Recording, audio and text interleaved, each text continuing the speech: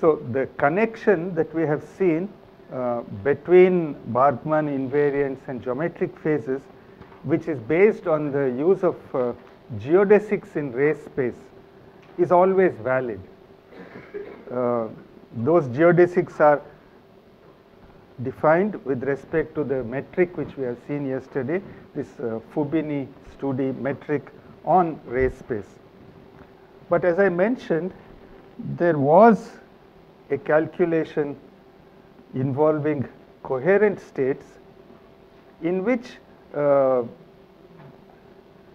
curves used to connect coherent states pairwise were not the geodesics of the Fubini-Studi metric, but what seemed very natural in the context of coherent states. And I will describe it to you again in a moment. Similarly, soon after, there was this calculation by Simon and myself for the geometric phase associated with Gaussian solutions of the paraxial wave equation in optics. There also, the curves which were used to connect different vertices in the Bargmann invariant were not the standard geodesics. So these two examples showed that the connection between Bargmann invariants and geometric phases, while it is true that it can be established using the standard geodesics, there seem to be other ways of connecting them as well.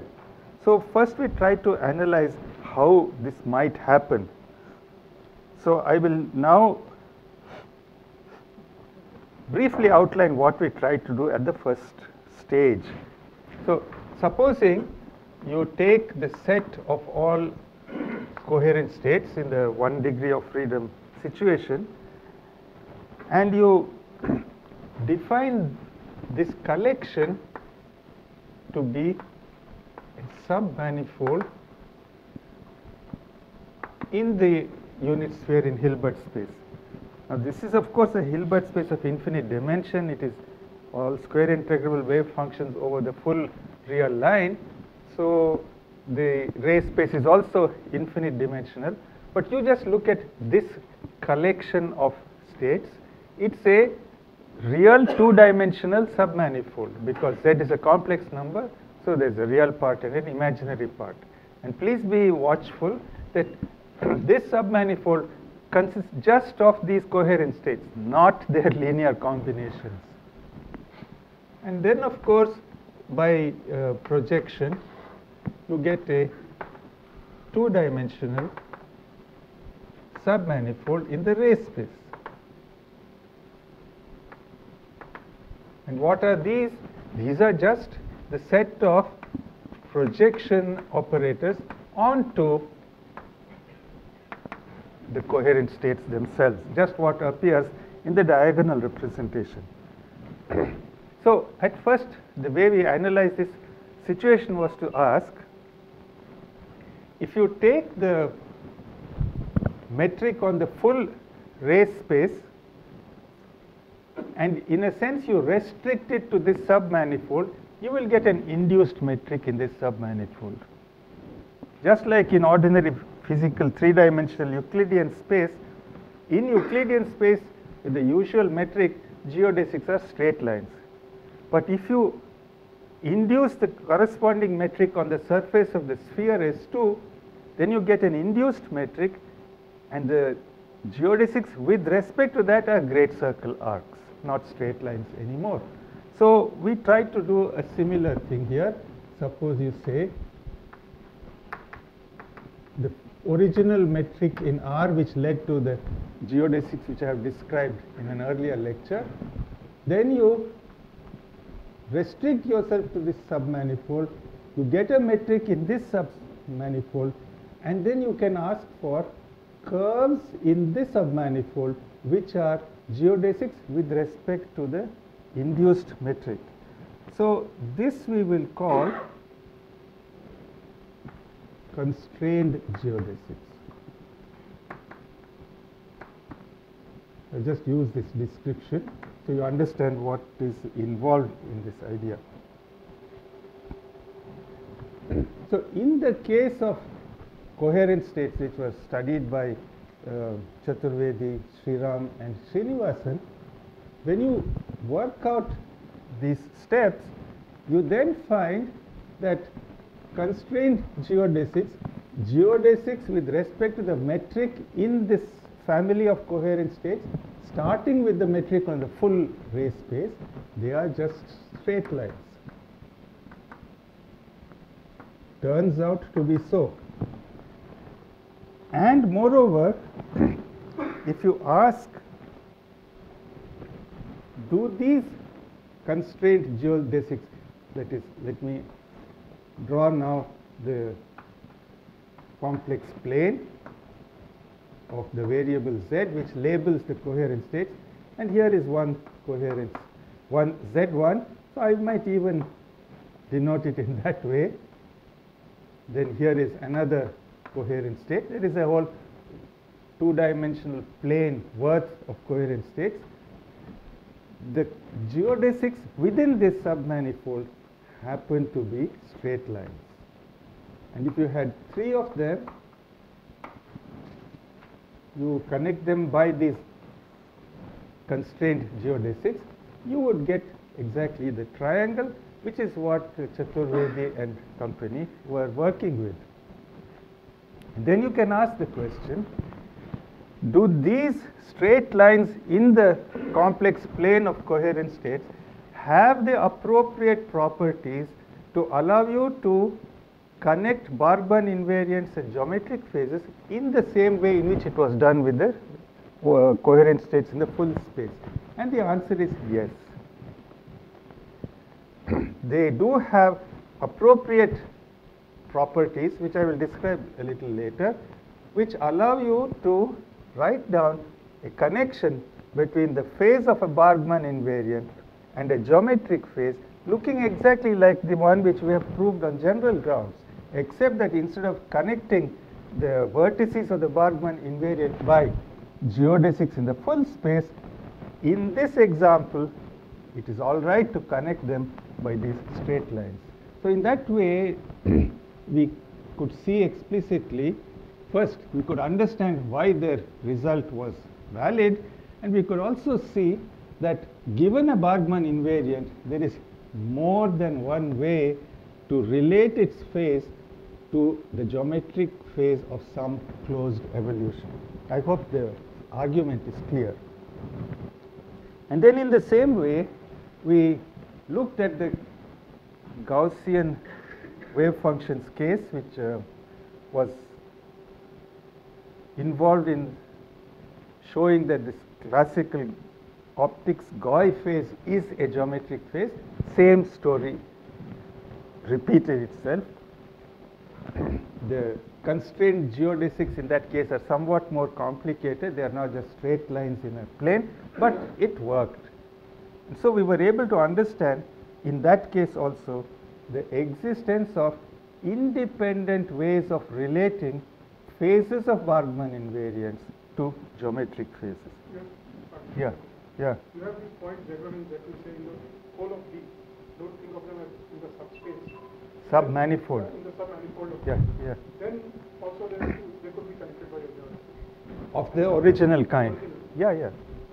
And we say that this is a projection of the geodesic? No such thing. Is it then that there are not unique geodesics between them and Okay. So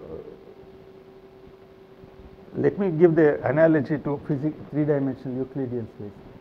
You have the sphere S2 embedded in Euclidean space. All right. Take 2 points on S2. All right. And having taken them, P1 and P2, for the moment you ignore the fact that they are both lying on S2. Think of them, as you said, as points in Euclidean space. Then you ask, is there a geodesic connecting them in the sense of Euclidean space? Sure, it's a straight line, and it will not lie on the sphere. Then you ask another question. You've taken those 2 points. Now you start with Euclidean distance idea in complete three-dimensional space. Limit that idea of distance to the sphere. Get a metric on the sphere. Get geodesics with respect to that metric. They will be great circle arcs. This is not a geodesic in the full. It is not. It is not correct.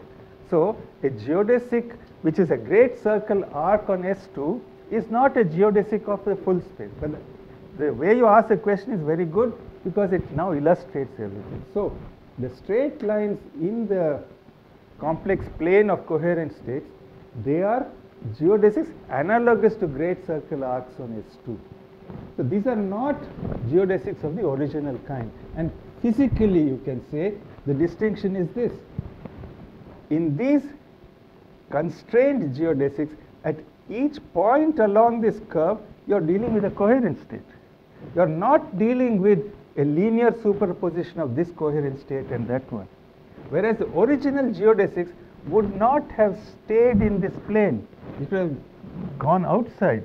And at intermediate points on that true geodesic, you can say, the ket vectors would be linear superpositions of Z1 and Z2, and therefore they would not be coherent states. Okay, so there is a lot of difference between the two. Nevertheless, whether you make this closed evolution or that closed evolution, they both have the same geometric phase.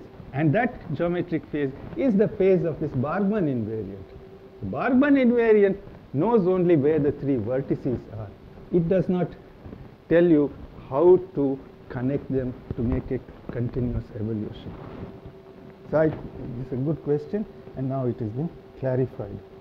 Except in the two-level system, the linear operations are also coherent. For spin-half system. Yeah, and as you asked the same question, you asked this question yesterday also. This we will see that in detail later. But in the case of two-dimensional Hilbert space, the new curves I am going to describe to you, these null phase curves, they are not new. They are the same as great circle arcs. So in 2 dimensions, I think so. There is not enough room in that example to maneuver and get something new. That is the way I would put it. Property is not a special property of coherency. Which property? The fact that you restrict yourself to say coherence if you have a metric in that, and with respect to that, you have the geodesic. I mean, geodesics are corresponding to that will give you the same thing as this corresponding to the other metric. Yeah, the true original metric. So that is a special property of This example. coherent states, right? Not only coherent states, also the Gaussian solutions to the paraxial wave equation, which is what was involved in our study of the Gauy phase. There also, the set of states we are dealing with is a 2-dimensional family.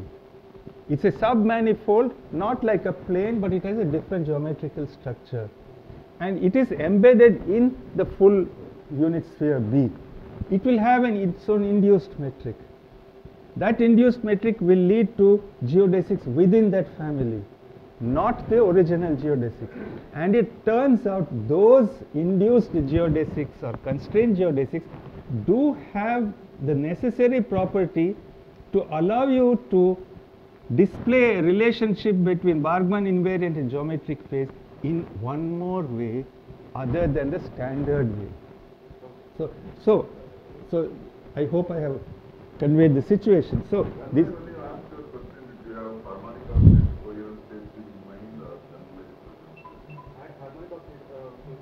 That is this one. That is this one. Right. What is? It is my phone. Oh, from home again. Sorry. Okay. So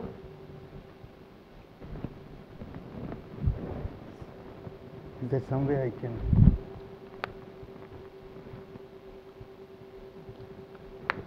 So the situation is that if you do this general, you follow this general path, you have the full ray space for your quantum mechanical system, whatever its Hilbert space dimension may be. It carries its metric, natural metric, which is what we described yesterday, the Fubini's 2D metric. It determines its own geodesics. They allow you to have the relation between Bargmann invariant and geometric phase. Now choose some submanifold in the ray space. some smooth submanifold of some lower dimension. In that submanifold, the original metric will induce a new metric. With respect to that, you can draw geodesics within the submanifold. You can then ask, if I take a Bargmann invariant, all of whose vertices are in that submanifold, and then I connect them by these geodesics within the submanifold, will there be a relation to geometric phase or not? Are there necessary sufficient conditions that can be developed to have such a relation? Yes, we were able to do that. And those necessary and sufficient conditions were obeyed in the case of coherent states. They are obeyed in the case of the Gaussian wave functions. There are other examples where they are not obeyed. This is the point, right? So this paper was with a collaborator from the country Jordan, which is neighboring Syria, right? This is 1999 we did this work. So you can see that we were trying to understand the situation in stages. So it is not true that whenever you take any smooth submanifold in ray space and you draw geodesics within the submanifold, it is not true that in general it allows you to connect Bargmann invariants and geometric phases. In this case it works, in the Gaussian wave functions it works, but there are simple examples where it doesn't work. Oh, wonderful to know that. How come? How? Well, now I have to tell you that's a sad story. What happened? That collaborator was not able to read your handwriting. My handwriting? Yeah. But Rabbi was like, Rabbi. right? Yeah. So Hassan helped him and deciphered everything, thinking that he will come and faithfully report to you. Who will report? Rabbi. Rabbi, so that Hassan could become your student. But of course, this comparer now has reported that. Like Alice in Wonderland, this is getting curiouser and curiouser. Yeah. Thank you, Hassan, for having helped at that stage. Sorry for the sadness. What shall I do?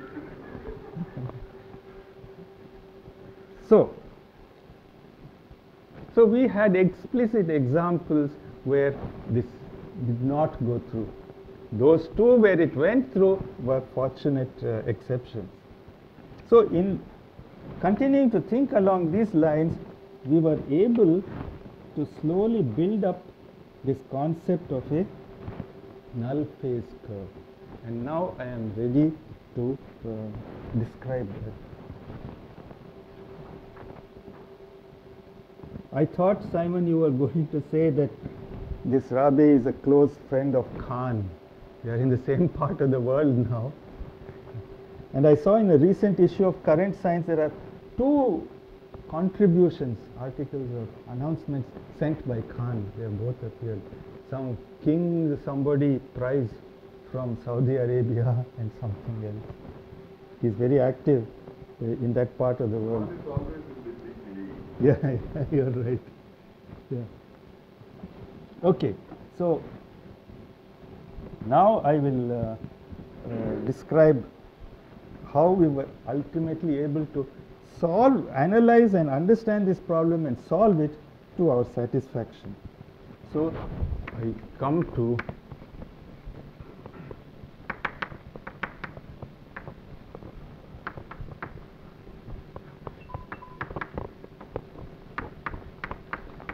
definition and properties of null phase curves. So now we go back to our usual framework for all our discussions of geometric phases, whatever the dimensions may be, and we imagine smooth parametrized curves in the unit sphere, and upon projection phi, they have images in the ray space.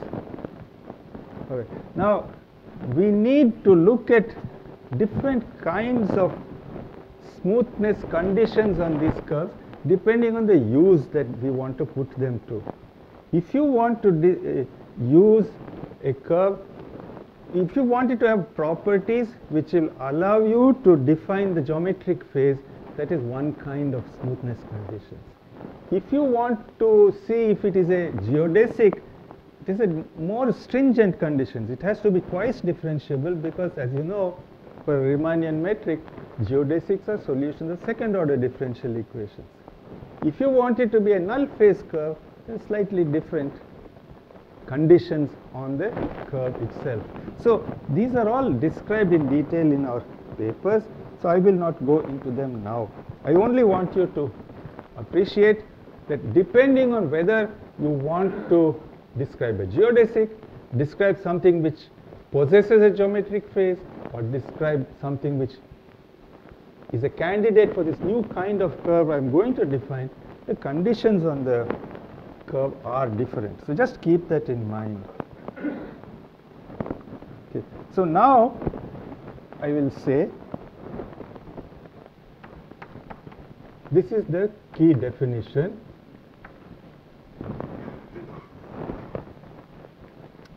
Sorry. I will write it explicitly.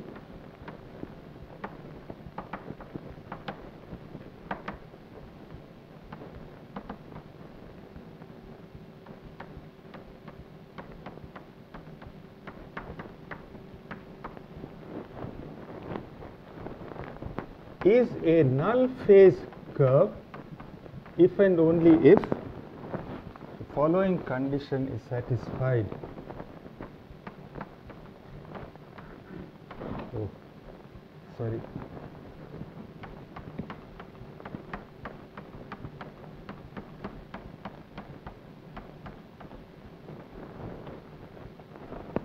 The third order Bargmann invariant, which, as you know, as we have seen, can be expressed directly in terms of the corresponding density matrices, is real positive for all choices of the parameters S, S prime and S double prime. This is the definition of the null phase curve. It's actually quite a simple definition, and the thing that I would like to emphasize is that it is a definition using only the Bargmann invariant. So we have tried to give a structure for the entire theory of the geometric phase based exclusively on the Bargmann invariant, and this is a very important use of it. Yes. Huh? Which are points? No, they are values of the parameter in the range needed you are using to describe the curve. So, yeah, these are points up in the vector space level. These are the corresponding images in the ray space. Yeah. What has to be complex? Yeah. A Bargmann invariant, third order Bargmann invariant, higher order also, if the dimension of Hilbert space is 2 or more, a Bargmann invariant is in general complex. In general complex.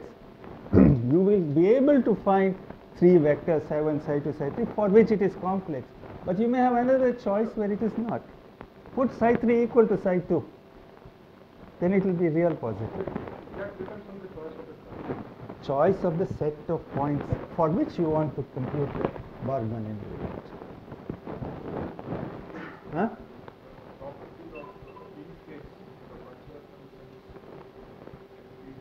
Huh? Where? On this, with this condition? Yeah, quite right. I am coming to it just in a moment. Huh?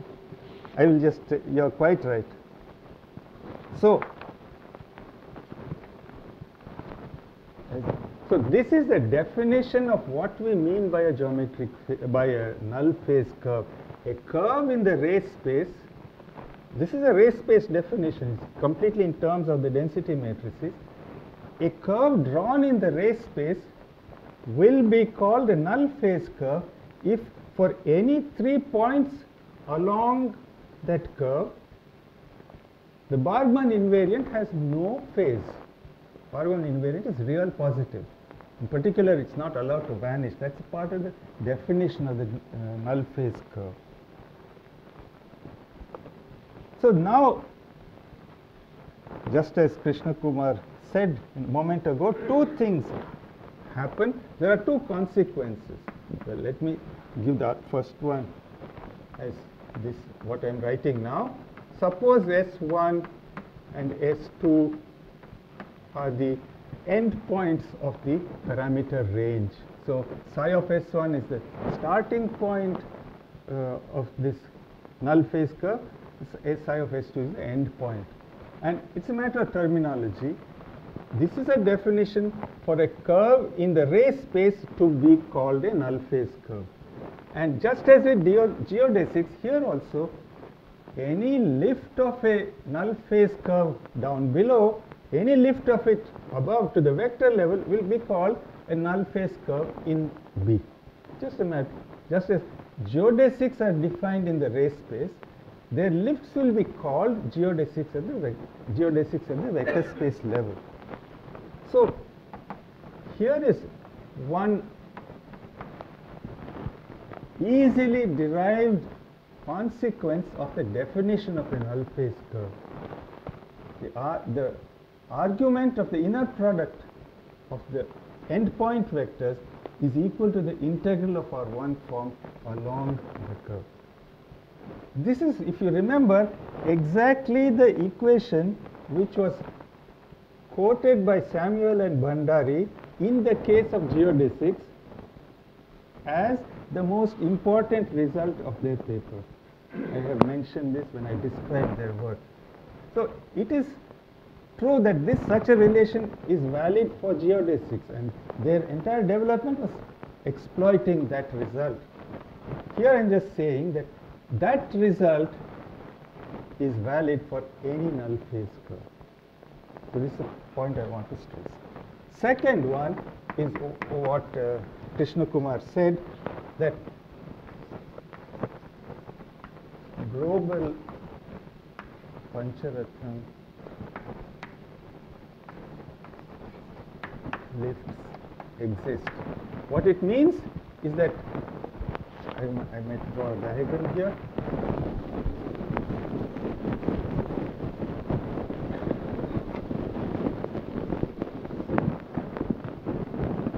Our good old, I will use this one. This inverted moda. Right? This is B, this is R as always, and this is the projection. So let's suppose this is a null phase curve, rho of S going from S1 to S2.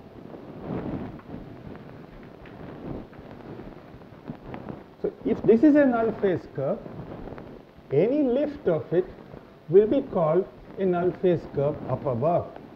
Now, the second property, which is easy to obtain from here, is the following. Given a null phase curve down below, it is possible to construct a lift of it such that you take any 2 points along that, and the corresponding vectors sitting on top of the images below, they will be in phase in the Pancharatnam sense. That is, the scalar product of psi of S with psi of S dash will be real positive, no phase, non-zero for any pair. So that is the meaning of saying that this null phase curves definition is very, it captures a great deal, and one of the consequences is what I just described. It is possible to construct a lift up to the vector level such that all along that lift, the vectors, any 2 you take, they are in phase in the Pancharatnam sense. So now we are essentially done. It is this first property, or equally well the second, which leads you to the following result. The geometric phase of any connected portion of a null phase curve is 0. That is actually what is the content of this property, the Samuel Bhandari property. That's in our language, it is a statement that just as we had proved a few lectures ago, the geometric phase for a geodesic is always 0, it is true here also. And you can exploit all these relations to show also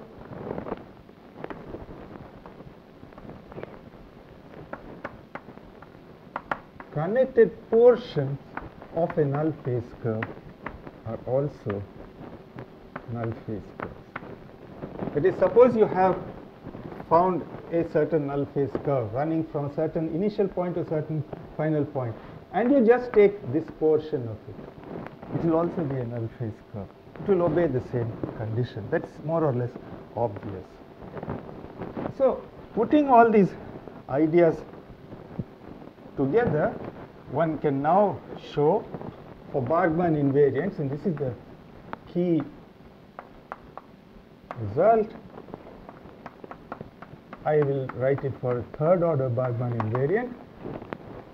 The phase of a delta 3 for any 3 vectors psi 1, psi 2, psi 3 is the geometric phase with a minus sign for a suitable closed evolution in the ray space where C equals any triangle in quotation marks with vertices rho of psi 1, rho of psi 2, rho of psi 3 determined by the Bargmann invariant arguments, and any null phase curves as sides. This is the result I want to show you. And now I will illustrate it pictorially so that you understand how far it goes beyond what we have been doing up to now earlier. Okay. But I have to tell you some of the properties of null phase curves, and so I will do that also. And there is one more. So this is result number 1, you can say, and result number 2. Suppose you have an open evolution, the kind that Samuel and Bhandari were dealing with, then the statement is the geometric phase for such an open curve in the ray space is equal to the geometric phase for that open curve followed by a null phase curve, which I will denote by n, taking you from the end point of C back to its starting point. N can be any null phase curve, and this is equal to a symplectic area of integral of our omega 2 form over a 2-dimensional surface in this way. Now I have some equation numbers here, so this should be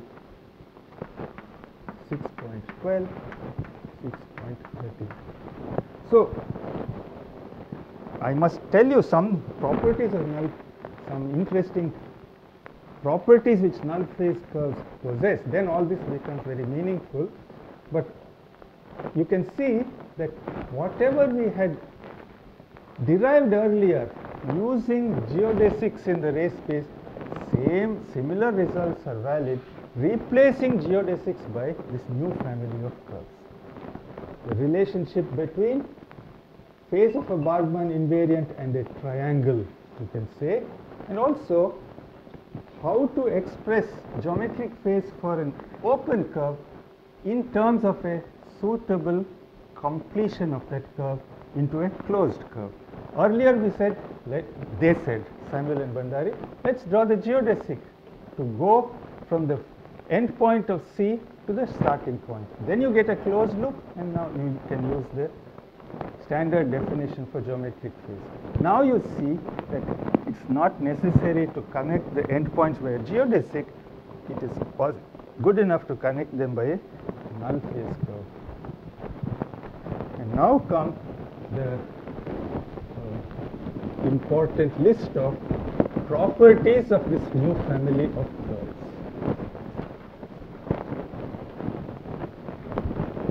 But first of all, let me say that those two examples, the coherent states of Chaturvedi and company, those straight lines in the complex plane of coherent states, they are null phase curves.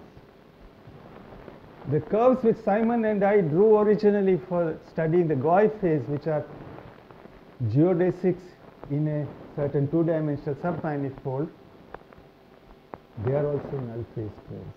So this is the fact that this is so already tells you that there do exist non-trivial instances of this family of curves.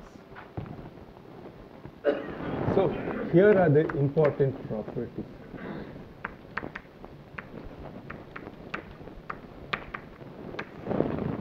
First one, for dimension of Hilbert space equal to 2, when the ray space is the Poincare sphere, null phase curves are the same as ordinary geodesics in the sense of Euclidean geometry. There is not enough room on this Poincare sphere to get anything different. This is what Shankar had asked both yesterday and today, and I'm just giving that as a first property. Second, for dimension of H greater than or equal to 3, given any rho 1 and rho 2 in the ray space which are non-orthogonal,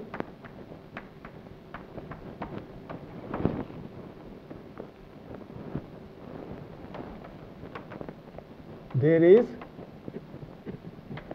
only one shorter geodesic, as we have seen, but infinitely many null phase curves. I will not actually show this, it is there in our written paper. It is not very difficult. A little bit of geometry has to be done. Infinitely many null phase curves connecting them.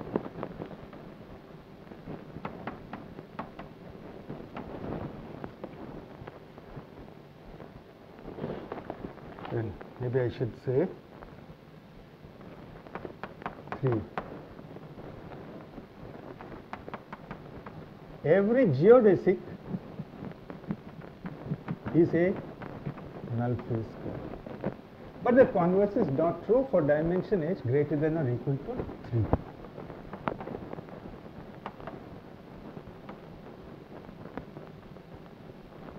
Not conversely. And now I will draw a diagram to describe the situation in a more easy to picture manner, which will also tell you something about the nature of symplectic geometry.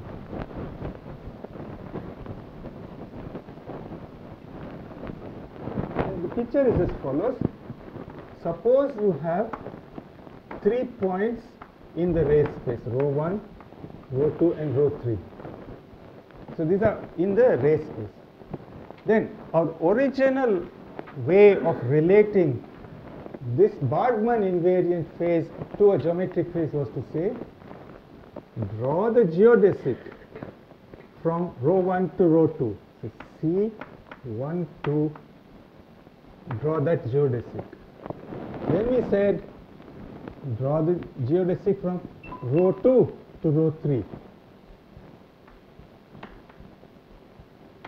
And lastly, this one, C31 geodesic.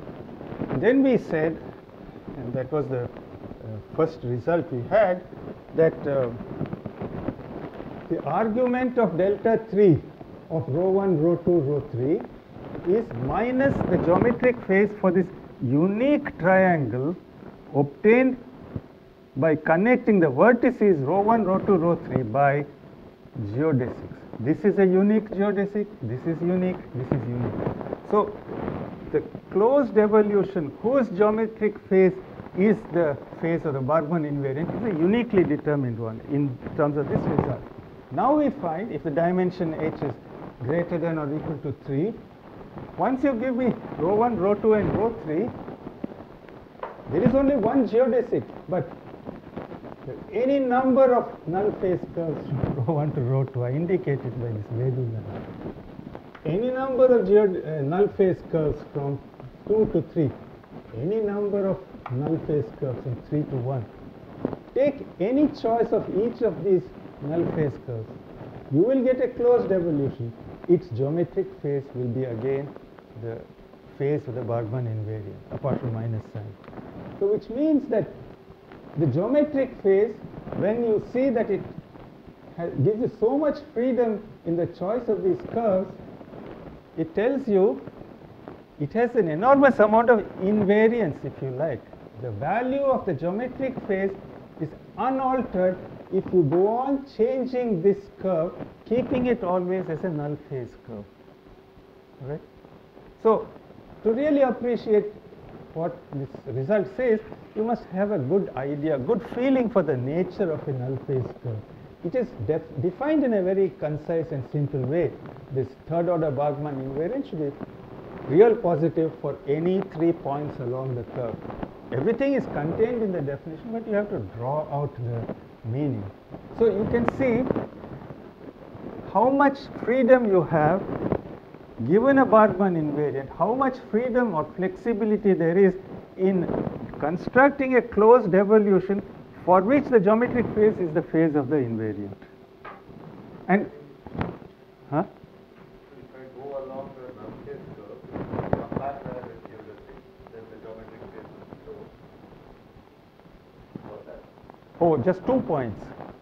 Yes. Yeah. Because the geodesic is also a null phase curve. So what you can, other aspect I want to highlight is the following. We have said that geometric phases are symplectic areas. How would you calculate the geometric phase for such a closed evolution? You would draw some surface of 2 dimensions for which the boundary is this one, followed by that one, followed by that one. And you are saying that that symplectic area does not change under enormous amount of freedom in the choice of these 3 bounding curves. So it is very different from the notion of area of a 2-dimensional surface derived from Euclidean geometric point of view. The symplectic area, I don't know how to describe it. It is like a overripe banana. It just squishy. It just passes through your fingers in some sense. But what I want to say, emphasize is that it turns out that this way of relating Bargmann invariants and geometric phases is the most general way in which a relation can be set up. So that is the main thing. And yeah.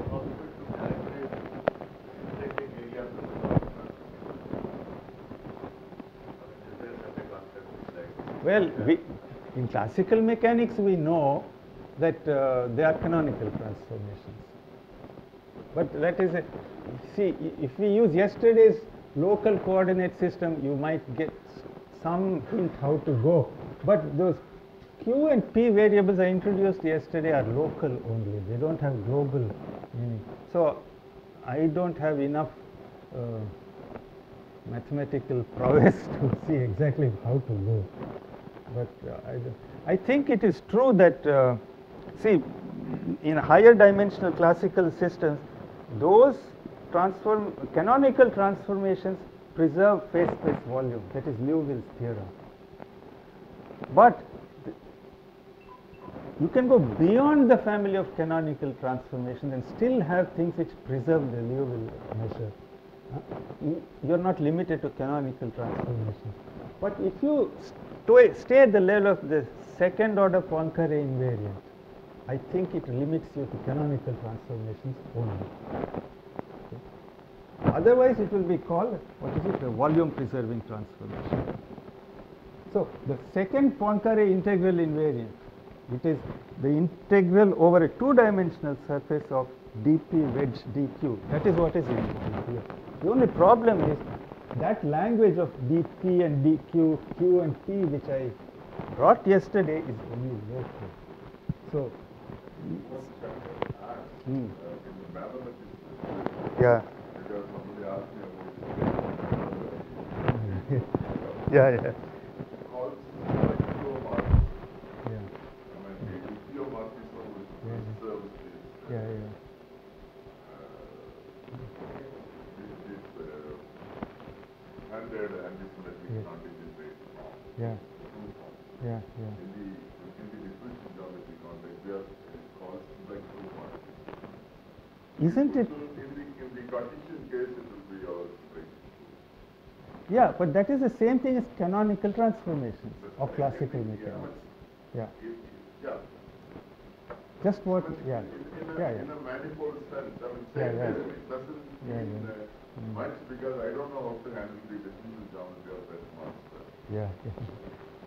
But let us put it, what you said is appropriate. I can express it in another way. If you have a symplectic manifold, then what it means is that if you think of functions on that manifold, an operation like the Poisson bracket is defined. It obeys the Jacobi identity.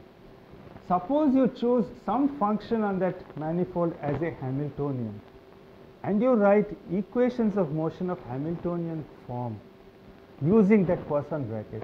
The solution of any such equation of motion for any choice of Hamiltonian is a symplectomorphism. This is a general statement, but you have to put appropriate mathematical refinement. I can think of this as a way of generating any deformation which gives the symplectic area invariant, the boundary of that. Yeah, possible. Suppose what it shows you the symplectic area, how different it is from the normal notion of area we are talking about. You might extend this in some sense very far away from the original geodesic, but it doesn't contribute anything to the area. That is, by the way, in mechanics called Lagrangian submanifolds. You can, anyway, let us see. Now, the third property, fourth, I will not write it, I'll just say that these null phase curves, they have essential non-local features, non-local properties, in the sense that they cannot be thought of as solutions of ordinary differential equations of any finite order. Just not possible. Geodesics, recall, are solutions of second order ordinary differential equations. And that is why generically, given the initial and the final point, there is a unique geodesic, generically, because they are second order differential equations. So instead of giving the initial position and tangent or velocity, you can give initial position and final position, roughly speaking. But these curves, they cannot be described by the method of differential equation, just not possible, because the non-local features are very, very strong. So, I would conclude this part of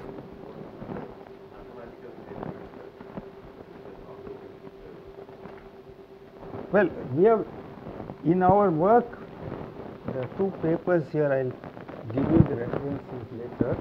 We have tried to give a construction of the most general null phase curve between two given points.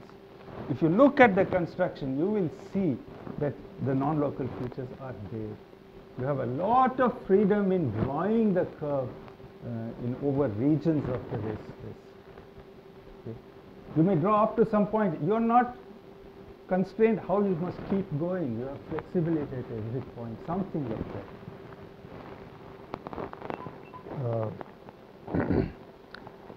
In a very vague way, I can say this.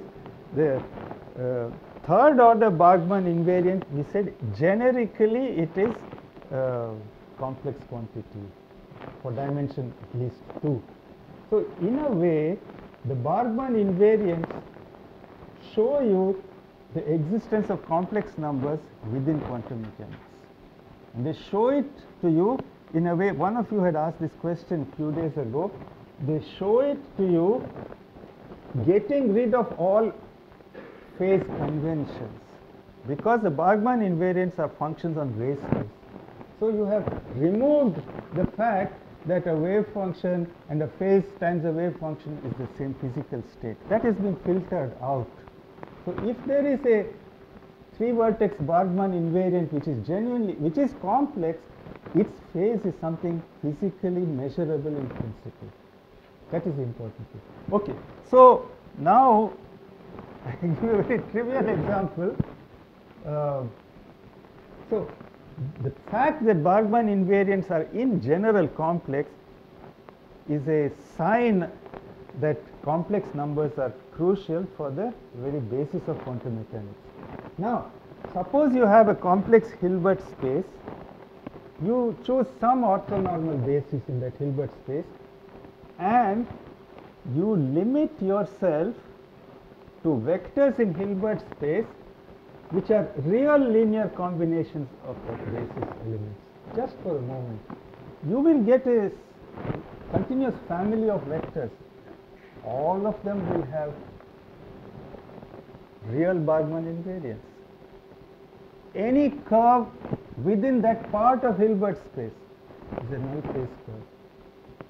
Why? Because you have chosen a part of a subset of Hilbert space in which you are not allowing complex numbers to appear at all. So basically you can say null phase curves are curves along which the complex nature of quantum mechanics is not showing up. I am making a qualitative statement. Also the fact, like Krishna Kumar said, the fact that along a null phase curve you can choose the vectors so that they are all in phase with each other according to the Pancharatnam convention. What does it mean? It means that with this family of vectors, you cannot, by superposition, you cannot see destructive interference. Basically, it's what the quantum mechanical features of interference will not show up if they are all in phase with each other in the Pancharatnam sense. Okay, I will stop this discussion at this point. There are more properties of null phase curves which we have analyzed. I will give you a couple of references. So I will wrap it up by saying that at the end of all these years of study of the subject, now we have realized that the fact that geodesics seemed to play such an important role in the study of geometric phases is just incidental, just so happened. It has happened because geodesics are examples of this new family of curves. The curves in race space and associated lifts in Hilbert space which are really relevant for the study of geometric phases are these curves. They have nothing to do with the Riemannian metric on race space. They have everything to do with the Bargmann invariance. So in that sense, Bargmann invariant is the cornerstone of the entire geometric phase theory in quantum mechanics and also in classical optics. So this is a strong statement I would like to make. So From that point of view, yesterday's discussion that there is a Riemannian metric on one side and a symplectic on the other side, the Riemannian part is not that crucial, not that fundamental to geometric phase, understanding geometric phase. Just so happens those geodesics happen to have this property. But there are very few. This one, between any 2 points, the number of null phase curves you can draw is infinite, continuously infinite. So these are the curves which really belong to the theory of the geometric phase. So I have completed the technical material I wanted to describe, and I would like to take a little bit of time to make some general points.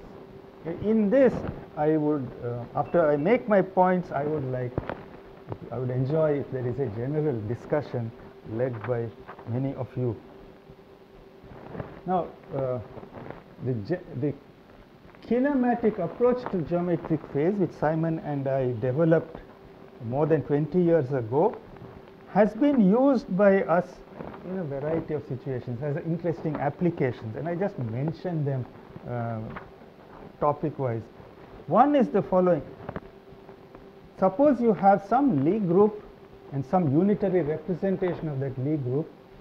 Then you take some vector in Hilbert space in the representation space, and you act on that vector by a one parameter family of group elements within that unitary representation. You will produce some curve in Hilbert space.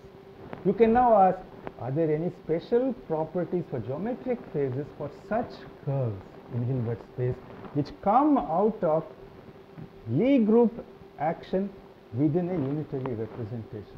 This we have analyzed in some detail already in 1993, and what was very interesting is that, you know, in angular momentum theory there is something called the Wigner-Eckart theorem. The matrix elements of tensor operators between states of definite angular momentum, there is one part which is called the Clebsch-Gordan coefficient, which is known once and for all.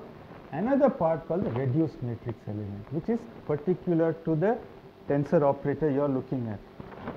For geometric phases also, if they arise out of Lie group unitary representations, there is one part which is known once and for all, other part which depends in more detail on the particular curve that you are drawing. Okay? So this comes out of the differential geometry of Lie group representation.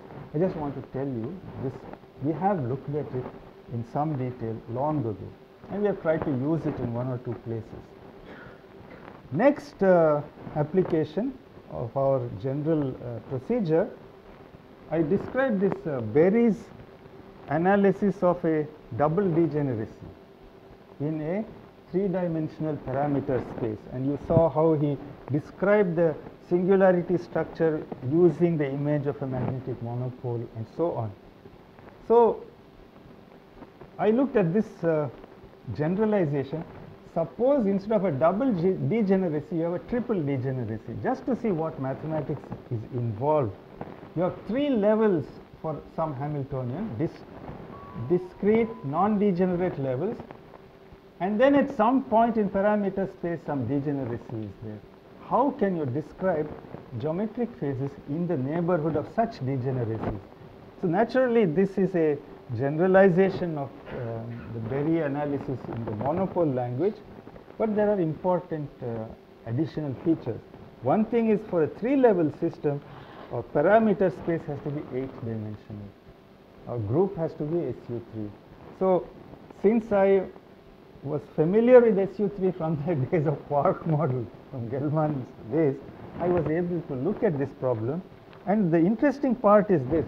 Suppose you have three non-degenerate levels in 8-dimensional parameter space. You have a Hamiltonian, etc. There may be regions of the parameter space where these upper two levels become degenerate. Then the behavior near such regions should reproduce what Berry had done for double degeneracy. There may be other regions where these two fellows have become degenerate. That also should look like Berry's analysis. And then there should be some very isolated points where all three are degenerate, genuine triple degeneracy. Then what does geometric phase expressions look like in the neighborhood of this kind of thing, this kind of thing, and this? So this we have worked out in some detail. I would like to see some practical application of it. I don't know where to look for it, but in condensed matter, almost any situation you can imagine, they are able to cook up a physical situation which has those properties. So I just mention this to you, I don't give you details.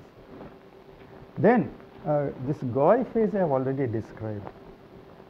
Next, some years ago, there were two papers by two people, I think from Italy or France, introducing a concept called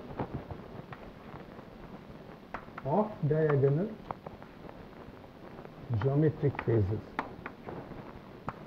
I don't have the time to describe what these are, and my memory, Simon may remember, is that they said that this concept helps to explain some experimental results which had been found at that time. I would guess that may be from condensed matter experiment, I'm guessing. But anyway, the references we can give you, what we were able to show is that all that they showed or did, they presented it as a very new idea within geometric phase theory.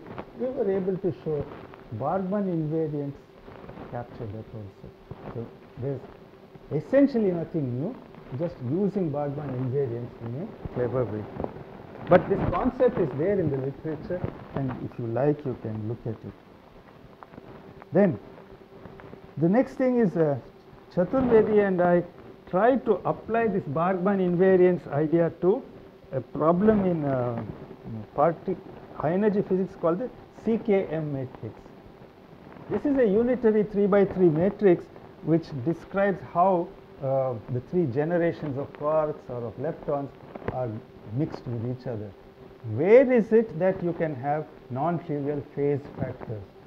And because single particle states are defined only up to a phase, when you have this CKM matrix, you have to be very careful to see which phases of which matrix elements are physically measurable.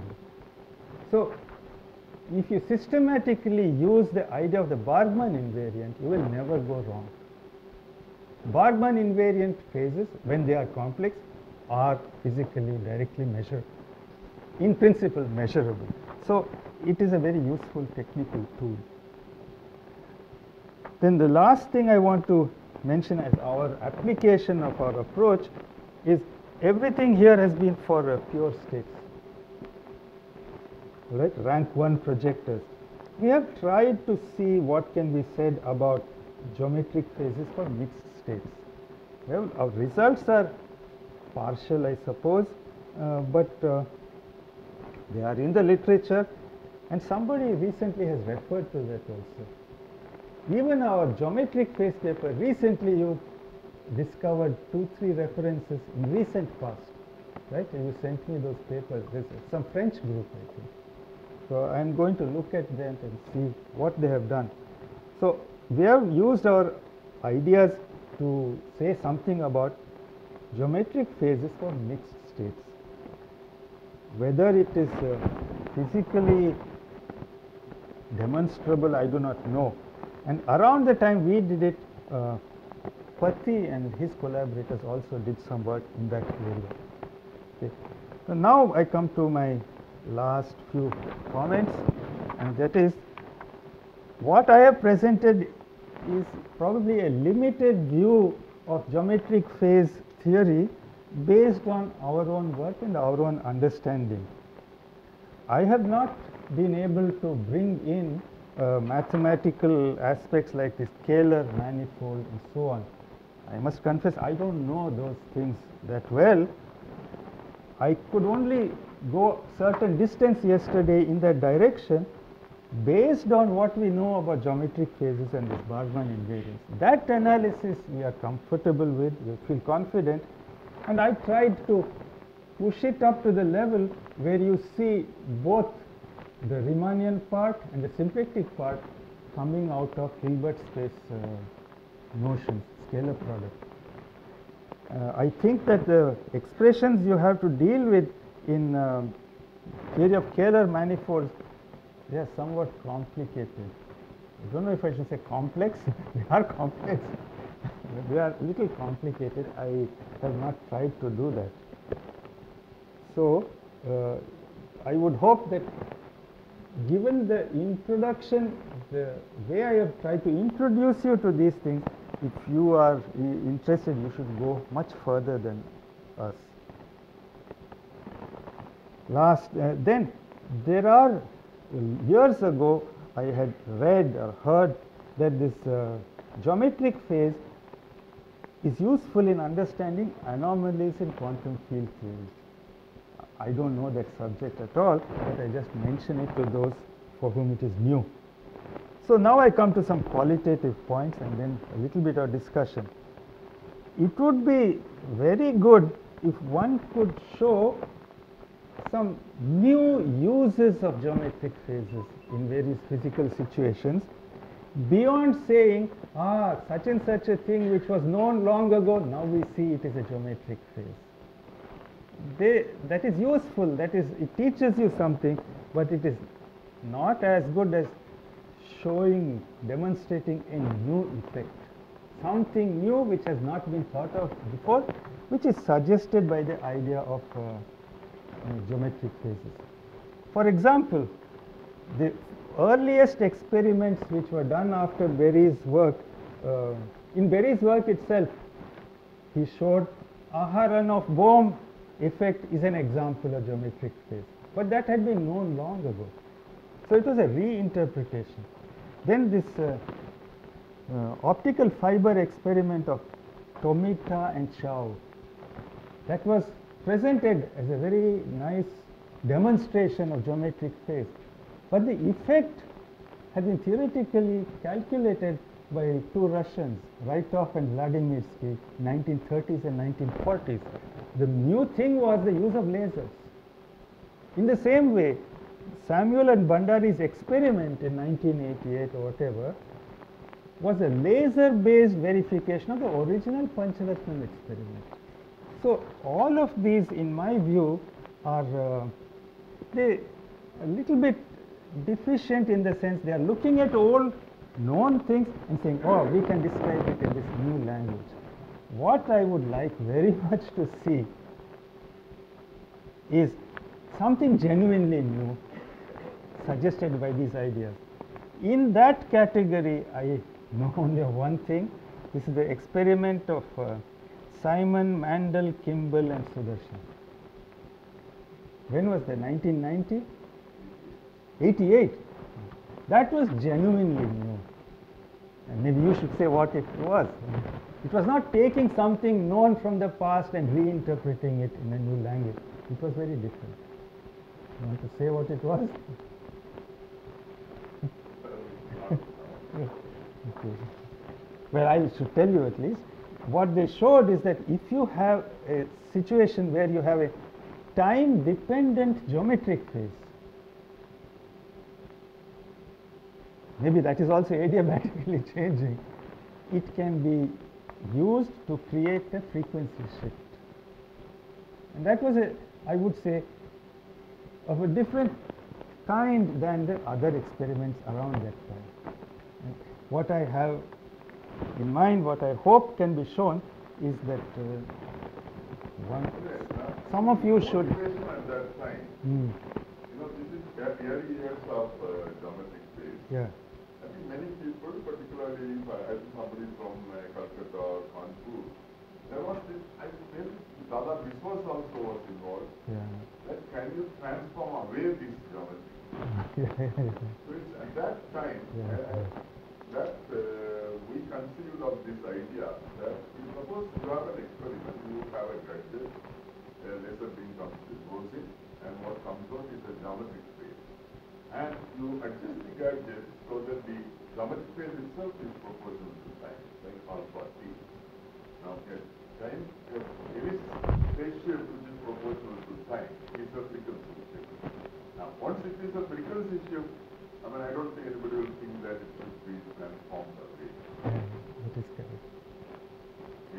could be transformed away. So it was to show that it was really physical and there is nothing to transform away. So extremely simple. Yeah, but the motivation was not to look in the literature of the past and see, is that a geometric phase? Is this a geometric phase? It was that was. Because it was polarization, it has to be I am trying to give you more credit than you wish to claim for yourself.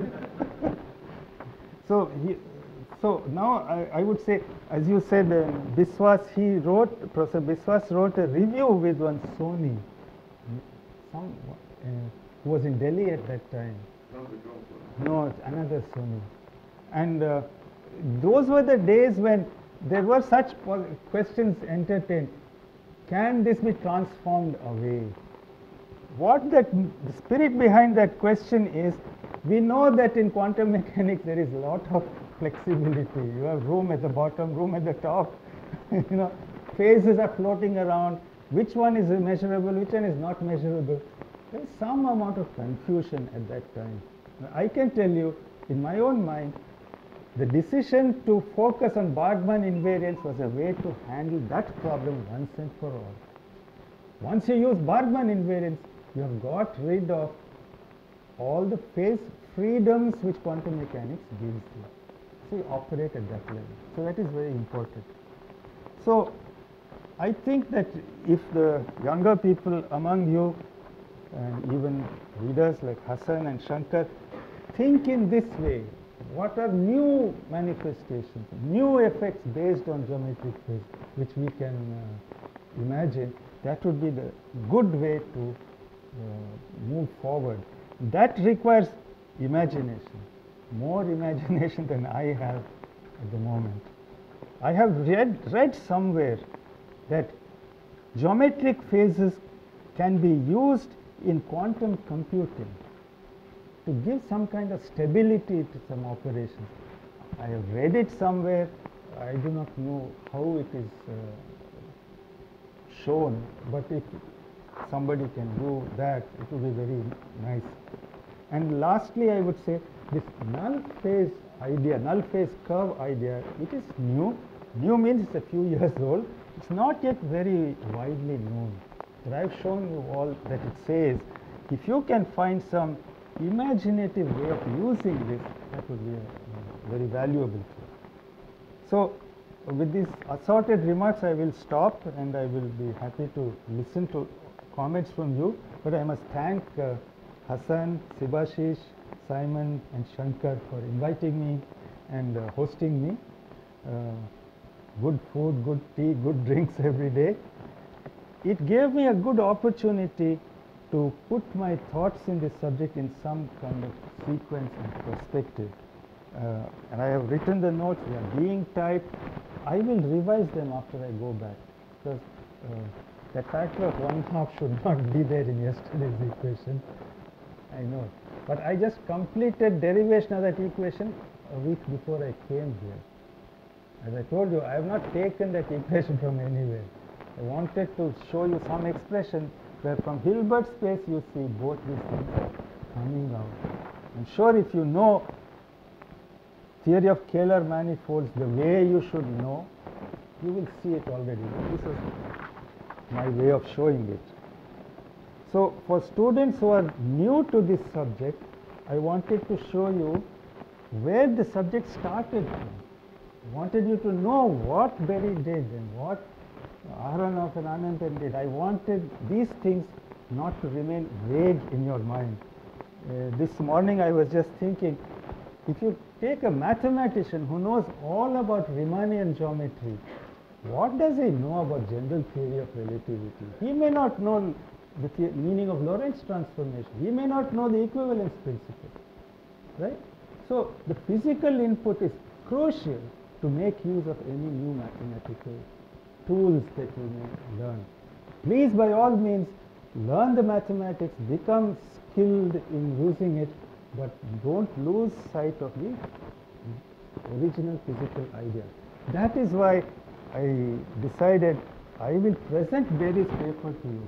Not only the way he did it, but my paraphrase of it. That's why I gave you two derivations. And then I have shown you Samuel Bandari, all of these things. So that explains the way in which I planned this set of lectures.